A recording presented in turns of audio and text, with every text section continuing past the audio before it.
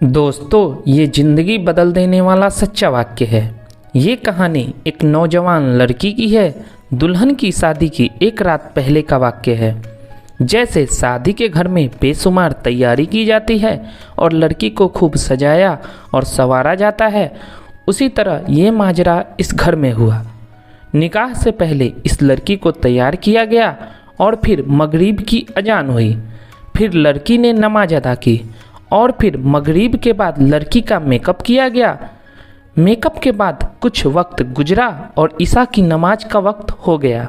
इस नेक लड़की ने जब ईशा की अजान सुनी तो उसके जहन में ये ख्याल आया कि मगरिब को किया गया वजू अब कायम नहीं रहा। इसके बाद वो लड़की वजू करने के लिए उठकर अपने कमरे की तरफ रवाना होने लगी। अभी वो लड़की वजू करने के लिए तैयारी कर रही थी कि उसकी माँ उसके कमरे में आई और उससे पूछा कि ये तुम क्या करने का इरादा कर रही हो।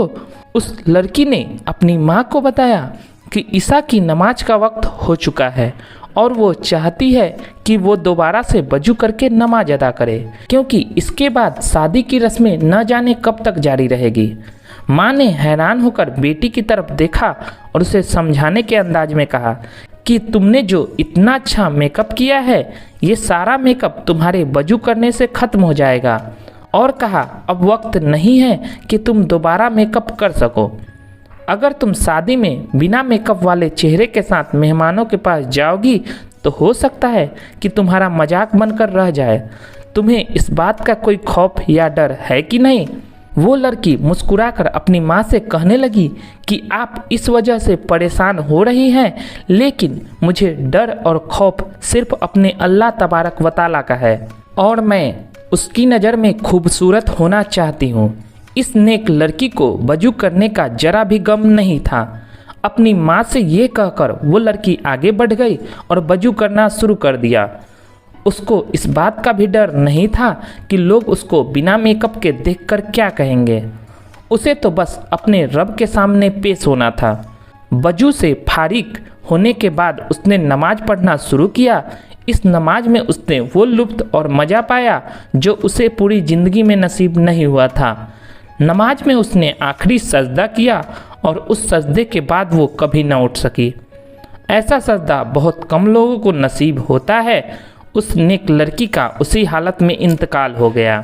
इससे अजीज और खूबसूरत मौत क्या हो सकती है। और जब उसकी माँ उसे कमरे में बुलाने के लिए आई तो काफ़ी देर तक आवाज़ देती रही और जब करीब जाकर उसको हिलाया तो मालूम हुआ कि कुछ देर पहले सजदे की हालत में वो लड़की इस दुनिया से जा चुकी है। दोस्तों, जरा सोचिए कि आखिर उस माँ पर क्या गुजरी होगी। माँ ने अपनी बेटी को मुखातिब करते हुए कहा कि बेटा, तुम बिल्कुल ठीक कहती थी कि लोगों की खुशी सबकी खुशी से बेहतर है।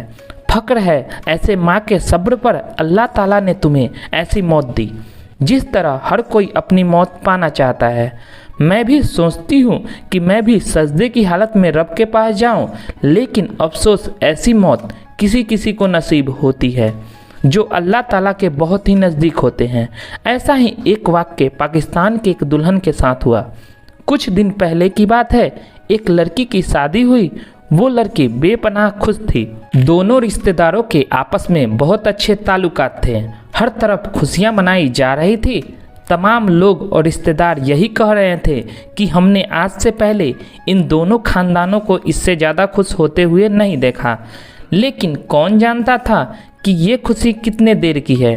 शादी के तकरीबन एक हफ्ते बाद ही दुल्हन किसी दावत में जाने के लिए तैयार हो रही थी। तभी अचानक उसकी तबीयत खराब हो गई और अस्पताल जाते जाते उसने दम तोड़ दिया, यानी कि वो मर गई। और वही परिवार जो एक हफ्ते पहले खुशियाँ में झूम रहा था, अभी वहाँ मौत का मातम छा चुका था। कुछ देर बाद मरने वाले को हुस्ल दिया गया और कुछ ही देर में एक नई नवेली दुल्हन को दफना दिया गया। उस लड़की के दोस्त और रिश्तेदार मिट्टी डालने के बाद अपने अपने घर चले गए। माँ बाप और करीबी रिश्तेदार कुछ देर रोने धोने के बाद सब खामोश हो गए और दूल्हे ने भी कुछ दिनों के बाद दूसरी शादी कर ली। दुनिया अपने अपने रास्ते पर चलती रही। किसी को कोई फर्क नहीं पड़ा। सब कोई अपने अपने काम में लगे रहें। दोस्तों, ये बात तो सच है कि किसी के चले जाने के बाद जिंदगी खत्म तो नहीं हो जाती। मौत से सिर्फ मरने वाले को फर्क पड़ता है। आज वो लड़की कब्र में तन्हा होगी। बात दरअसल यहाँ खत्म नहीं होती, बात यहाँ से शुरू होती है। अगर एक हफ्ते पहले दुल्हन को पता चल जाता कि उसे शादी के एक हफ्ते बाद मरना है और उसके बाद उसे अपने रब के सामने पेश होना है, तो फिर क्या वो दुल्हन अपनी ज़िंदगी के बचे हुए कुछ दिन ऐसे ही गुजारती?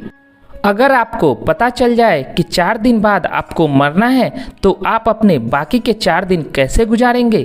क्या गुनाहों से तौबा कर लेंगे और लोगों से लड़ाई झगड़ा ख़त्म कर देंगे? सारी दौलत, सारा घमंड एक तरफ कोने में जाकर सो जाएगा। हमें सिर्फ एक ही फिक्र होगी कि हमारा रब हमसे राजी हो जाए। दोस्तों, ये काम हम तब करेंगे जब हमें मालूम हो जाए कि चंद दिन के बाद हमारा इंतकाल हो जाएगा। दोस्तों, यहाँ हम सब फिक्र में पड़े हुए हैं, अपनी मर्जी के मुताबिक दिन गुजार रहे हैं। हम अपने अंदर झांक कर देखें कि हम कैसे झूठ बोलते हैं, हराम की रोटी खाते हैं। किसके लिए? सिर्फ चंद दिन के ज़िंदगी के खातिर, जिसे बस चंद दिन के बाद ही ख़त्म हो जाना है। या अल्लाह, तू हमारे दिल और दिमाग से सभी गंदे काम को निकाल दे। या अल्लाह, तू हमें हमारी मौत, हमारे आखिरत को याद करने की तौफीक अदा फरमाए। अगर आप लोगों को हमारी आज की वीडियो पसंद आई हो तो लाइक ज़रूर करें और दोस्तों रिश्तेदारों के साथ ज़्यादा से ज़्यादा शेयर करें।